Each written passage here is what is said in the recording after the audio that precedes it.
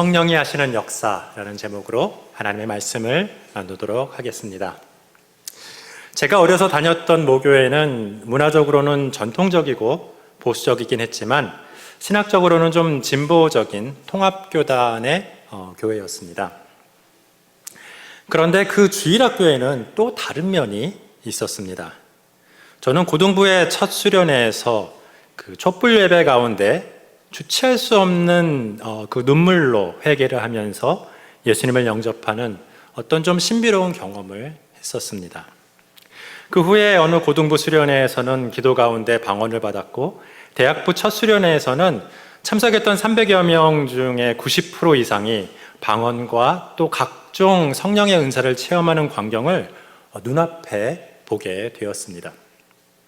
그리고는 대학 시절 내내 교회 모교 찬양팀에서 사역하면서 하나님의 임재를 느끼며 성령님과 동행하는 경험을 많이 하게 되었습니다. 이러한 학창시절 영적인 경험은 저의 평생의 신앙의 반석이 되었습니다.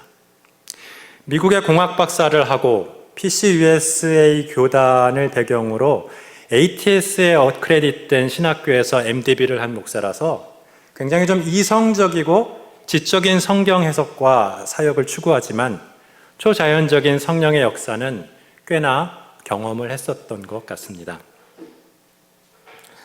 중요한 것은 성경에 나오는 성령의 역사는 오늘날도 얼마든지 일어날 수 있고 또 일어나고 있다는 사실입니다.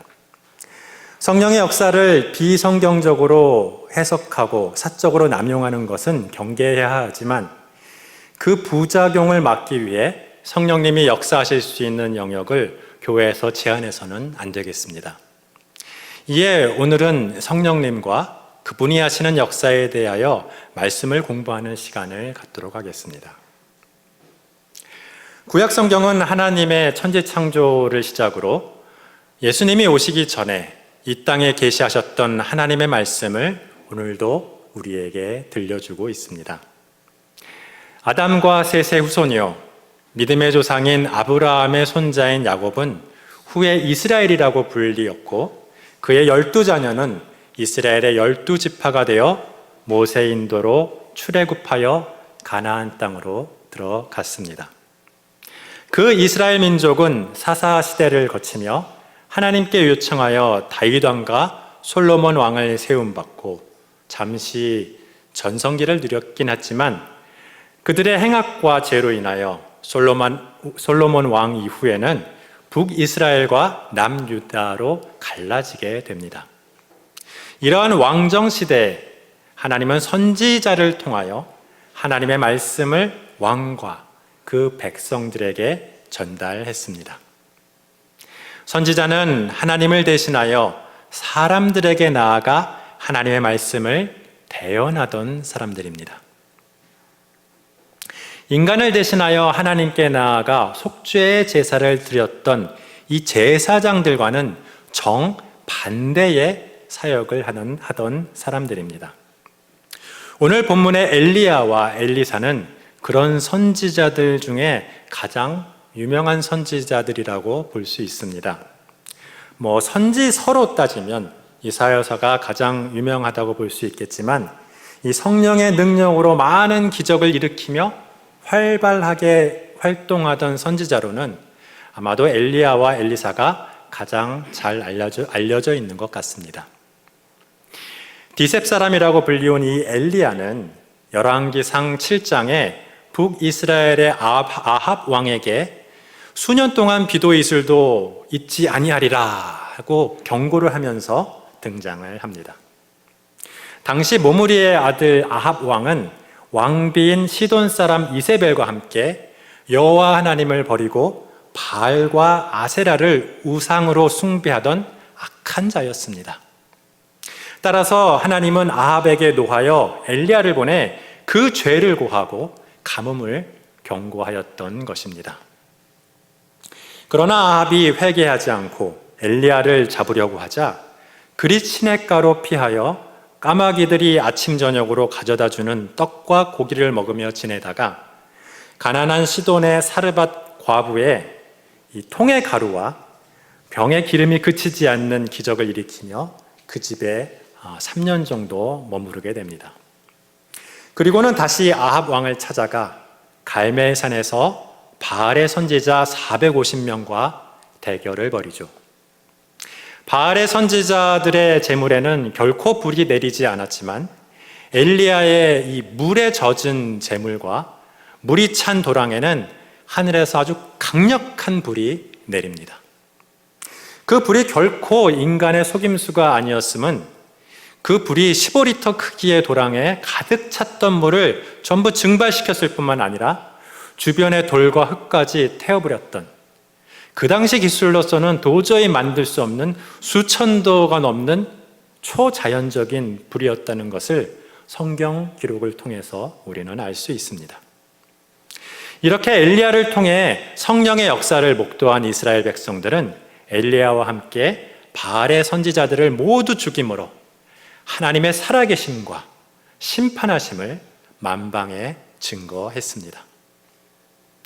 이후에도 엘리야는 가뭄을 끝내는 비를 내리는 등 많은 기적을 행하다가 하나님의 명령으로 24마리의 소를 앞세우고 밭을 갈던 엘리사를 불러 후계자로 세우고 승천하게 됩니다.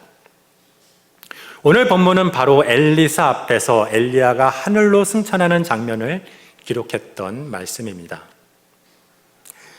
이는 엘리사만 본 사건이 아니고 엘리야의 제자 50명이 목도한 사건이라고 기록되어 있습니다.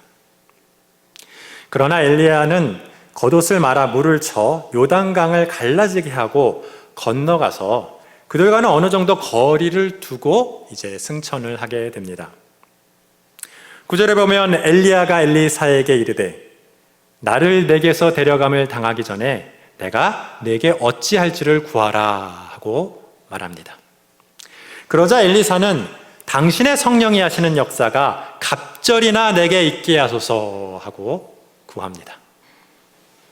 여기서 개정개역 본문에 당신의 성령이 하시는 역사는 굉장히 독특한 의역입니다. 이전에 한글 개역 성경에는 당신의 영감이 갑절이나 내게 있기를 구하나이다 라고 번역되어 있죠. 한글 개역 성경의 이 당신의 영감을 당신의 성령이 하시는 역사로 의역을 한 것입니다. 여기서 당신의 영감은 히브리어 원어 성경의 버루하카를 번역한 말입니다. 이 버루하카는 영어로 of your spirit 이라고 번역이 됩니다.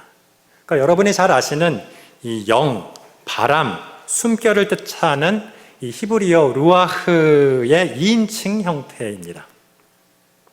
똑같은 단어를 사용했던 이 느헤미야 9장 30절에는 성령을 가리킴으로 주의 영으로 번역했지만 전도서 7장 9절에는 일반 사람의 영을 가리킴으로 급한 마음이라고 번역했습니다. 따라서 본문의 이 단어는 성령에 한정되어 사용하는 단어가 아니므로 직역하면 이 성령이 아닌 그 엘리야의 영이라고 해석이 됩니다. 이를 보통 영어로는 double portion of your spirit이라고 번역합니다. 그런데 한편 이 영어 성경에서 성령을 가리킬 때 spirit의 s는 대문자입니다. 항상. 그러나 제가 찾아본 30여 개의 영어 성경은 모두 소문자 spirit을 사용합니다. 오직 1587년 제네바 성경만은 Let thy spirit be double before me 라고 하면서 이 성령을 가리키는 대문자 S 스피릿을 사용했습니다. 엘리사가 인식한 엘리야의 영은 성령을 가리킨다고 그렇게 이제 해석을 했던 것이죠. 그러나 30개의 영어 번역 중에 단 하나의 번역만 그렇게 했습니다.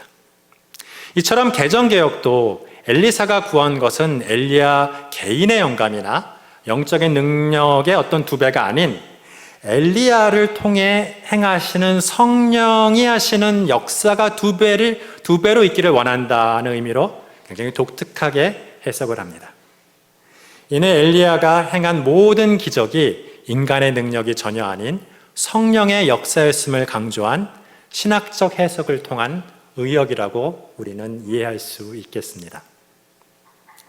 그러나 그 당시에 엘리야가 뭐 이런 것을 이해하거나 구별할 수 있었겠습니까? 뭐 엘리사 시절에는 아직 예수님이 오시기 전이라서 삼위 하나님 중에 성자의 개념은 인간이 알 수가 없었습니다. 전혀. 또한 오순절에 성림 강림이 있기 전이라서 보통 사람에게는 성령이 임하지 않았던 그런 시절입니다. 물론 선지자에게는 성령님이 가끔 임하셔서 하나님의 말씀을 대언시키기도 하고 기적도 일으키셨지만 성부 하나님과 성령 하나님을 구별할 수 있는 신학적인 이해는 어려웠을 겁니다. 따라서 엘리사 보기에 하나님의 말씀을 대신 전달하고 기적을 일으키는 이 엘리야의 어떤 영감과 그에게 임하셔서 역사하시는 성령님을 구별하기는 당연히 어려웠을 것입니다. 그래서 엘리사의 입장에서 엘리야의 후계자로서 순수하게 선지자의 이 과업을 감당하기 위한 요청으로 당신의 영감의 갑절, Double portion of your spirit을 구했었던 것입니다. 그것을 오늘날 해석할 때 엘리야의 영감의 갑절이란 엘리야에게 임한 성령이 하시는 역사의 갑절을 의미한다고 우리가 이해하면 충분할 것 같습니다. 물론 스승의 영감의 갑절을 구했으니 이게 뭐 좀 거룩한 욕심이 있는 것은 맞지 않냐라고 생각할 수 있겠습니다. 그러나 그 당시 유대 문화에서 장자는 다른 상속자의 갑절의 분량을 상속받았다고 합니다. 여기서 엘리야가 2배 영감을 구한 것은 개인적인 어떤 욕심이 있어서가 아니고 공식적인 후계자로 인정해달라는 요청이었다고 합니다. 그러나 이 적법한 요청에도 엘리야는 내가 어려운 일을 구하는도다 하면서 좀 다소 당황스러워합니다. 이는 자신이 들어줄 수 있는 단순한 요청은 아니었기 때문입니다. 엘리야는 자신의 영감도 이 자신의 것이 아니고 자신이 행한 모든 역사도 자신의 능력으로 행한 것이 아니라는 것을 누구보다도 잘 알고 있었기 때문입니다. 하나님의 역사인지 성령의 역사인지 구별은 못해도 자신의 역사는 분명히 아닌 하나님의 역사인데 뭐 이것을 달라고 하니 맘대로 줄 수는 없는 노릇이었습니다.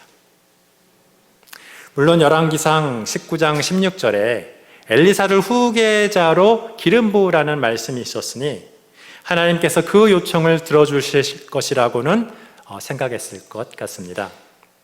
그래서 엘리야는 아마도 하나님이 그렇게 하시기를 기도하며 또한 그리하신다면 다음의 증거를 보여달라고 기도한 것으로 보입니다. 10절에 나를 내게서 데려가시는 것을 내가 보면 그 일이 내게 이루어지려니와 그렇지 아니하면 이루어지지 아니하리라 하십니다. 내게 성령이 하시는 역사가 갑절이 있도록 내가 해줄 수 있는 것은 없으나 내가 승천하는 것을 내가 본다면 하나님이 허락하신 것이니 그 요청은 이루어질 것이다 라는 답변이죠. 그리고 엘리사는 하늘에서 내려온 이 불수레와 불말들이 엘리야를 자신에게서 갈라놓는 것을 목도합니다. 그리고 엘리야가 회오리 바람으로 하늘로 올라가는 것을 봅니다. 따라서 엘리야를 통해 하셨던 성령의 역사가 갑절이나 엘리야에게 있게 되었습니다. 엘리사는 엘리야의 공식적인 후계자가 되어 북이스라엘 왕들에게 하나님의 말씀을 대언하는 선지자가 되었던 것입니다. 그리고 성경 기자는 이 말씀을 의식해서인지 엘리야가 행했던 8개의 기적의 딱 2배가 되는 엘리사의 12개의 기적을 성경에 기록합니다. 엘리야의 기적이 8개만이고 엘리사의 기적이 16개일 리는 없겠지만 그 열왕기에 기록된 기적의 수가 또 그랬다는 것입니다. 하지만 이것을 엘리사가 엘리야의 영감을 2배로 받았거나 성령의 하시는 역사가 2배였다는 증거로 보는 것은 아무 의미가 없습니다. 어떠한 기적이 다른 기적보다 뛰어나거나 기적의 수가 많으면 더 위대한 선지자라고 생각하는 것은 지극히 세상적인 세계관과 세속적인 가치관의 영향입니다. 하나님이 보시기에 어느 선지자가 다른 선지자보다 하나님 마음에 합한지는 우리가 판단하기 어려우며 크고 작음이나 수리한 것 같은 세상적인 척도로는 결코 비교해 볼 수 없는 것입니다. 그러나 나를 통하여 성령의 역사가 이루어지기를 사모하는 마음은 귀한 것이죠. 부르신 분은 하나님이시지만 24마리의 소를 버려두고 2마리의 소는 삶아서 백성들에게 나누어 주고 엘리야를 따랐던 이 엘리사의 그 순종의 마음은 정말 귀한 것입니다. 또한 엘리사가 세상에 어떤 권능을 구하지 않고 오직 선지자로서 직무를 다하기 위해 갑절에 성령의 역사를 구한 것은 솔로몬이 왕의 직무를 다하기 위해 지혜를 구한 것과 같이 하나님 보시기에 아름다운 선택이었을 것입니다. 또한 여기서 모세가 홍해를 가른 것처럼 엘리야가 겉옷을 말아 물을 쳐서 갈라지게 하여 요단강을 건넌 것과 또 엘리사가 그 겉옷을 주워다가 다시 물을 쳐서 갈라지게 하여 요단강을 건넌 것은 예수님이 무리를 건넌 것을 예표한 것이라고 합니다. 또한 엘리야가 통의 가루와 병의 기름이 끊이지 않게 하고 엘리사가 순직한 선지자의 생도의 아내의 기름병으로 모든 빈 그릇을 채운 사건은 오병이어의 기적을 예표한 것이라고 합니다. 물론 엘리사가 보리떡 20개와 채소 한 자루로 100명을 먹이고 남긴 기적도 오병이어나 칠병이어의 기적을 예표한 것이라고 하죠. 또한 엘리야가 사르밧 과부의 아들을 죽음에서 살리고 엘리사가 수넴 여인의 아들을 죽음에서 살린 것도 예수님이 회장당 야이로의 딸과 나인성 과부의 아들과 나사로를 살린 것을 예표한 기적이라고 볼 수 있습니다. 그리고 엘리야가 하늘로 승천한 것은 물론 승천하신 예수님의 예표가 됩니다. 분명한 것은 이 선지자들의 기적은 그 당시에도 하나님의 살아계심을 증거하는 성령의 역사였지만 이 선지자들을 잘 알고 있는 후대 사람들에게 예수님이 하나님의 아들임을 증거하는 기적의 예표로 사용되었었다는 것입니다. 엘리야와 엘리사에게 역사했던 동일한 성령님은 예수님에게 비둘기같이 임하셨고 그분을 하나님의 아들로 증거하는 놀라운 역사를 이 땅에서 이루셨습니다. 이렇게 이 땅에서 성령이 하시는 역사의 기록은 먼저 천지창조에서부터 찾아볼 수 있습니다. 하나님께서 천지를 창조하실 때 성부와 성자와 성령이 함께 천지를 창조하셨다고 성경은 말하고 있습니다. 요한복음 1장 1절은 태초에 말씀이 계시니라.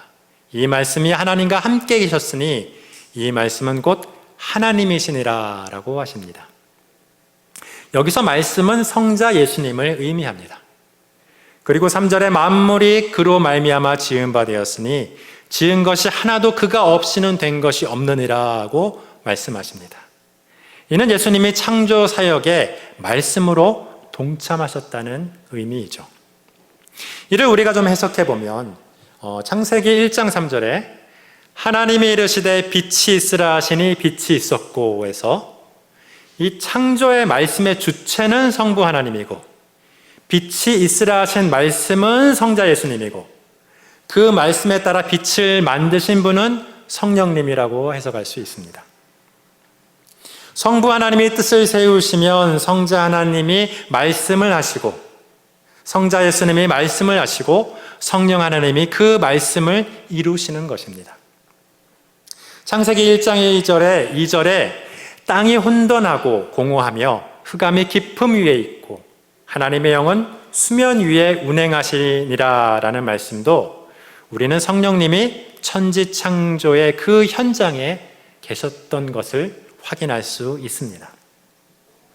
창조 때 이렇게 성령님은 하나님의 뜻하신 바를 말씀으로 명하시면 이를 세상에 이루는 역할을 하셨습니다. 여기서 그 명하신 말씀은 2000년 전에 육신이 되어 우리 가운데 거하시다가 부활 승천하신 예수님의 본질입니다. 이처럼 하나님의 창조의 뜻과 명령에 따라 하늘과 땅과 인간을 포함한 온 세상을 이 물질 세계에 실제로 구현하신 것이 이 땅에서 첫 번째 성령이 하신 역사였습니다. 이는 마치 군대에서 참모들이 작전을 짜면 지휘관들이 명령을 내리고 병사들이 이를 수행하는 것이라고 이해할 수 있습니다. 참모나 지휘관이나 병사들이 직무는 달라도 모두 동등한 인격의 군인인 것처럼 예수님이나 성령님도 성부 하나님과 동등한 하나님이십니다. 성령님은 실제로 하나님의 뜻을 이 땅에서 우리의 가장 가까운 곳에서 수행하는 분이십니다. 천지 창조 이후에도 하나님께서 이 땅에 어떤 일을 행하실 때 말씀으로 명하시면 그 명이 이루어지도록 수행하신 분은 성령님이셨습니다. 오늘 본문에 엘리야가 겉옷으로 물을 쳤을 때 이 요단강에 갈라지게 하신 분도 성령님이시고 회오리 바람으로 승천하게 하신 분도 성령님이셨습니다. 구약시대의 성령님은 이러한 기적을 일으키거나 하나님의 말을 대언시킬 때 선지자나 특별한 사람에게 잠시만 임하셨습니다. 그러나 예수님께는 요단강에서 세례받으실 때부터 십자가에 달리실 때까지 계속해서 임하여 계셨습니다. 그리고 예수님을 믿고 예수님과 연합한 성도들에게도 오순절 이후에 계속하여 임하여 계십니다. 그리고 예수님을 믿어 예수님 그리고 그 사도행전 2장 38절에 너희가 회개하여 각각 예수 그리스도의 이름으로 세례를 받고 죄 사함을 받으라. 그리하면 성령의 선물을 받으리라고 말씀하십니다. 따라서 성령님이 임하지 않는 사람은 우리가 그리스도인이라고 할 수도 없습니다. 성령님은 우리가 예수님을 영접할 때 임재하시고 나서 결코 우리를 떠나지 않으십니다. 그러나 성령님은 결코 그렇게 부담스러운 분은 또 아니십니다.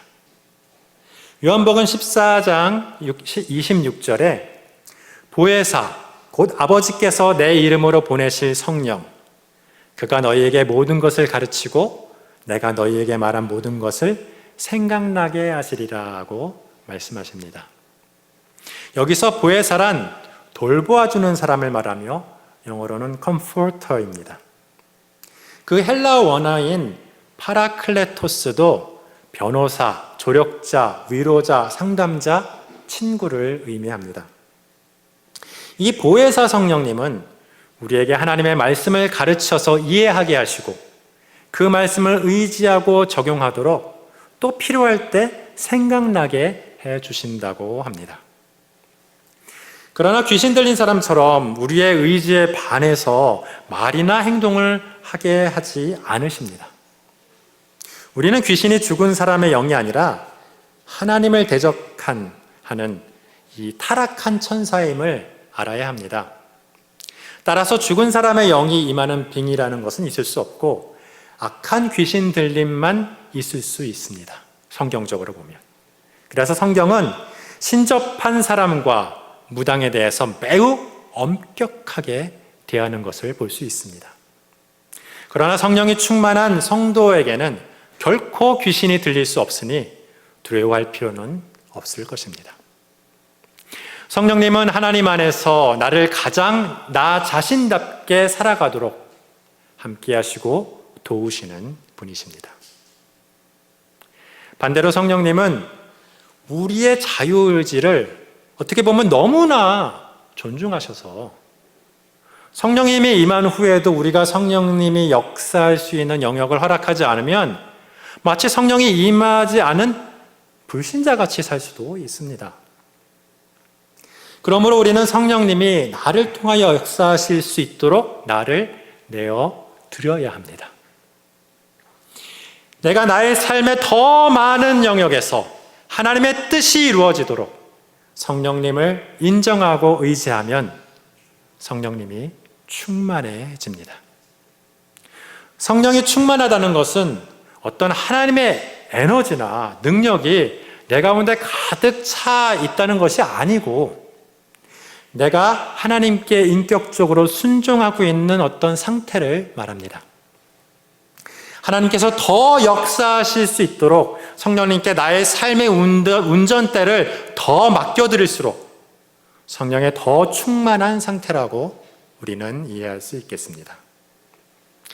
성령의 충만을 구하며 말씀에 순종하며 살려고 하면 그렇게 충만하게 됩니다. 성령이 충만하면 마가의 다락방에 성령이 임하시고 제자들이 방언을 시작했듯이 성도는 성령의 은사를 받게 됩니다. 은사란 우리가 타고난 재능과 비슷한 것인데 이 거듭나게 될 때 하나님의 사역을 위해 선물로 받는 영적인 재능과 같은 것입니다. 달란트와 재능은 모든 사람이 타고나지만 이 성령의 은사는 거듭난 그리스도인들만 성령이 임할 때 받게 되는 선물입니다. 고린도전서 12장은 이 성령의 은사에 대하여 설명합니다.